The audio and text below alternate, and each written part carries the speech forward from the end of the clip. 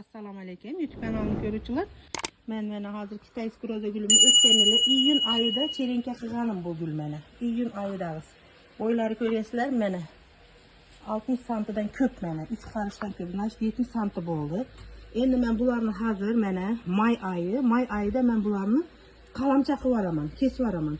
Nege deseyler mene. Bunu peside şahlaydı mene. Her bir boğumu da mene kurtek çıkıp geliyordu bularını.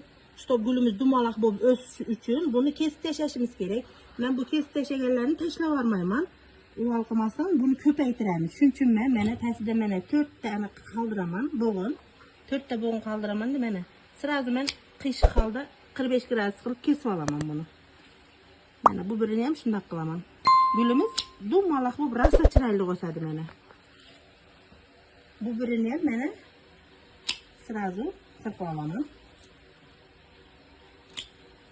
Mana bu maşında halatta boldu turadi endi. Özü bunu hem ko'rsatib beraman sizlarga mana. Har biridan bo'g'im atib qaytaga dummalaq bo'lib, chiroyli bo'lib o'sadi, vid beriladi gulga. Buni tepasi qiyshiqlikdan men tekis qilib qo'yaman mana.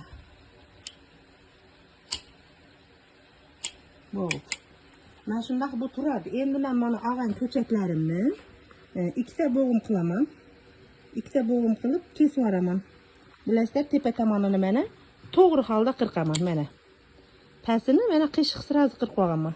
Men buni hech nimaga solmasdan hozir bahor bo'lgan sababli men buni shundoq o'zini mana sirazu joyiga yarmini kirdirib chetlarini bosib qo'yaman mana. Chetini bosib sirazu o'zimizni oddiy suvni quyib qo'yaman mana. Suvni to'ldirib quydim. Suvunu tatib olgandan keyin baklashkalarni men mana har yilgimga ishlatib beraman. Tepasini mana teshib qo'yaman. Чтобы ozgina isparini bo'lish uchun sirazu mana shundoq o'tqizaman men bunga sirazu mana. Mana. Bo'ldi.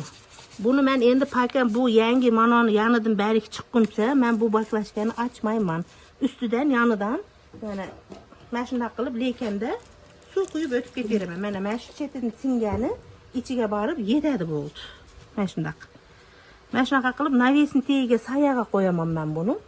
Hozir men buni barini mana shunaqa qilib qirqib qalamcha qilib olaman.